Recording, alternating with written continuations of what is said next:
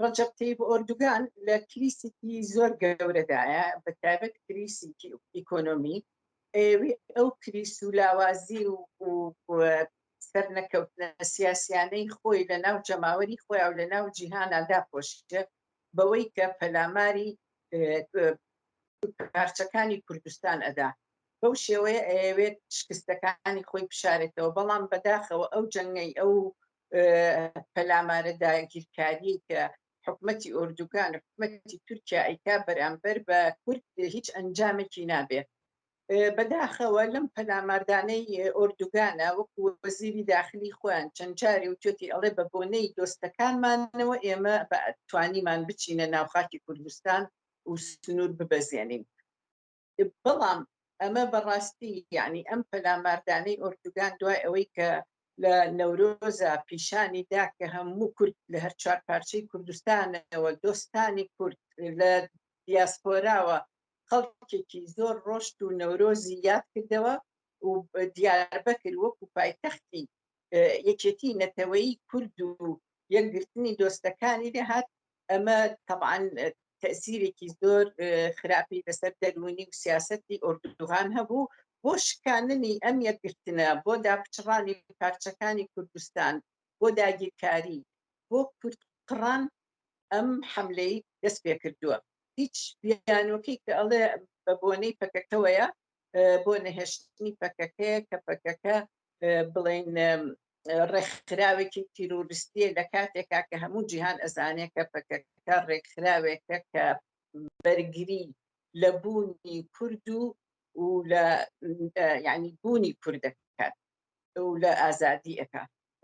ئەم پەلاماردانە یەکەم کە ڕۆشتووە سنووری دابەزانوە ئەوە یاسای نێودەوڵەتی شکاندووە. دووهەم ڕەجەب تەیب ئۆردوغان خۆی کردووە بە ئەمیری ئیسلام و بە نوێنەری ئیسلام و خوا لەسەر زەوی. بۆیە زۆر جار یعنی هانا ئەبا لە هەموو ڕوویەک ئێوێ ئەم جەنگ و ئەم بڵێن یاساشکانیانەی و ئەم پێشێلکاری مافی مرۆڤەی شەرعیەت باتێ هەتا هانا ئەبا بۆ زانایانی دینی. بەڵام لە قورئانی پیرۆزە 4 مانگ شەڕی تیا حرام کراوە، یەکێک لەوانە مانگی ڕەمەزانە.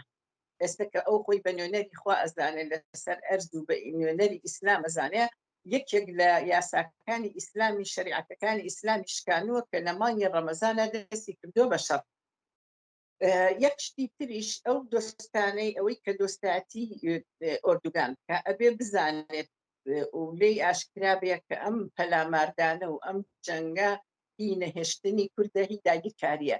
ئەگەر بێت و سوپای تورکیا کە هاتە ناو باشوورەوە بگاتە کێلەشین ئەو کاتە لەگەڵ ئازەربیجانی غەربی یەک ئەگرێت کە یەکی گرت ئیتر کوردستانی ڕۆژهەڵات لە مەترسیایە کوردستانی باشوور ئەو کوردستانی باکووری کوردستانیش هەموو یعنی لە مەترسیا بێ لە یەکیدا ئەبچڕێ و ئەیفەوتێنێت، چونکە ئەگەر لەگەڵ ئازەربیجانی غەربی لەگەڵ ئازەریە ڕەگەزپەرستەکانە یەک بگرێت ئەوە ئیتر ئەو ناوچەیە هەمووی ئەفەوتێ و ئێرانیش دابەشە بێت، یعنی ئێرانیش دابەشە بێت. ئەم پەلاماردانە دژی بوونی قەوارەی هەرێمیشە. هەرێم قەوارەی هەرێمی باشوور نامێنێت، هەر 4 پارچەی کوردستان ئەکەوێتە مەترسیە و کورد لە یەکدا ئەبچڕێت. بۆیە لەسەر هەموومانە کە بێدەنگی بشکێنین و هەڵوێستیشمان هەبێ هەڵوێستیشمان هەبێ و پێداگرین لەسەر ئەوەی کە سوپای تورکیا لە کوردستان بشێتەوە. هەموو یارمەتیەک کە لە ناوخۆ ئەکرێ یا هەر کوردێک یا هەر کەسێک کە یارمەتی ئۆردوگانەدا سەرکەوتوو نابێ. بە دەرەجە یەکەم بە پلەی یەکەم بەڕاستی ئەم هاتنە ناوەی سوپای تورکیا کە بە تۆپ و تەیارە و هێلیکۆپتەر و درۆن و لە ئەرز و ئاسمانەوە کە بۆمبردومانی خاکی کوردستانە کاویەتە ناوە، هەمیشە ئەو بە ئاشکرا بەبێ شەرمانە و توێتی کورد بوونی نییە. کورد لە هەر شوێنێ بێ من دوژمنیم و ئەو دان ئەنانێ بە بوونی کوردە. لەبەر ئەوە دۆستەکانیشی ئەگەر خۆیان بە کورد بزانن ئەبێ بزانن کە هاتنە ناوەوەی سوپای تورکیا و دەسەڵاتی لەو ناوەیە یەکەم شت هەڕەشەیەکی گەورەیە و هەرێمی باشوور ناهێڵێ. بەڵام تورکیا ئەبێ ئەوە بزانێ ئەو یارمەتی ناوەوە هیچ گەرنتی نییە بۆ سەرکەوتنی، چونکە میلەت وشیارە و قبوڵی ناکات. یارمەتی ناوە تەنها زەرەری ئەو دۆستانە خۆیانی تایە بە دەرەجەی یەکەم. ڕاستە زەرەری تایە، زەرەرەکە زۆرترە، ئاسانکاری بۆ دوژمنەکە، بەڵام نابێت بەهۆی نەسەرکەوتنی دۆستەکان نەسەرکەوتنی حکومەتی ئۆردوغان، چونکە حکومەتی ئۆردوغان لە هەموو ڕوویەکەوە شکستیشی هێناوە. یادکردنەوەی نەورۆز بە تایبەت لە دیاربەکر کە زۆرینەی کورد لە هەر چوارپارچەی کوردستان و لە دیاسپۆراوە و هەروەها دۆستانی کورد غەیری کورد لە هەموو جیهانەوە بەشداری تیا کرد، وای لێکرد وەکو شتێکی ڕەمزی دیاربەکر بوو بە پایتەختی یەکگرتنی کورد، یەکێتی نەتەوەی بە پایتەختی تێکۆشان، بە پایتەختی ڕاپەڕین دژی زوولم و زۆر، چونکە نەورۆز سیمبۆڵێکە بۆ ڕاپەڕینی مرۆڤ دژی زوڵم و زۆر و داگیرکاری. لەبەر ئەوە پەیامێکی زۆر وازدەحە، ترسناکە، پڕمە ترسیە بۆ دوژمن، بۆ ئەوانەی کە دەست درێژی ئەکەن بۆ زوڵم و زۆر. ئەو پەیمانێکی زۆر ئاشکرا و وازەح بوو کە کورد یەکە و دژی زوڵم و زۆر یەک ئەگرێ و هەر هێزی میلەت سەرەکەوێ. لەبەر ئەوە مەترسێکی زۆری خستۆتە دڵی دوژمنانی کوردەوە لە هەموو شوێنێک. بۆیە کە ئەم پەلاماردانش یعنی ڕووی داوە. ئەگەر بینەوە سەر دۆستەکانی کوردیش، دۆستەکانی ئۆردوغانیش، ئەو دۆستانەی ئۆردوگان ئەگەر دۆستی کورد بن، خۆیان بە کورد بزانن، ئەبێت لە بەرنامەیانە پێش هەموو شتێک، یعنی بەرنامەی سەرەکیان بەرژەوەندی خاک و نەتەوە و هاوڵاتیانی کوردستان بێ. ئەبینین هەرێمیش کەوتۆتە چ وەزعێکەوە، چەند شکستی هێناوە، چۆن چەنەها شکستی ئیداری و سیاسی و ئەو خەڵکە لە چ عەزیەتێکە ئەژی. بەڕای من و بەڕای زۆرینەی خەڵک بێدەنگیش خیانەتە، نەک ئەوەی کە تۆ یعنی بەکردەوەش دەورێ ببینی. بێدەنگیش لە ئاستی ئەم پەلاماردانانە پێ هەڵوێستی بەڕلای منەوە لە کەم تەرخەمی چۆتە دەرەوە بۆ بە خیانەت، چونکە ئەم قبوڵکردن و بێدەنگیە یعنی سەرەتای شەڕی نەمانمانە. یعنی ئەگەر ئێمە وەکو میلەت، وەکو ئینسان، وەکو مرۆڤ بمانوێ بمێنین و لە ئاشتی و لە ئازادیە بژین، نابێ بێدەنگ بین، ئەبێ هەڵوێستمان هەبێ. بەڕای من بێدەنگیش خیانەتە، نەک ئەوەی کە تۆ بە کردەوەش ببی بە کەڵسووری بەردەشت.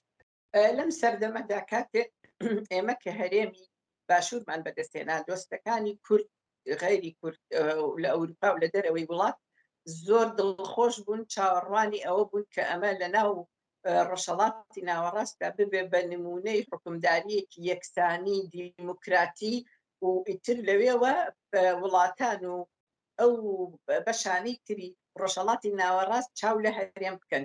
بەڵام بەداخەوە هەم میلەتی خۆیان نائومێد کرد، هەم دۆستەکانیان.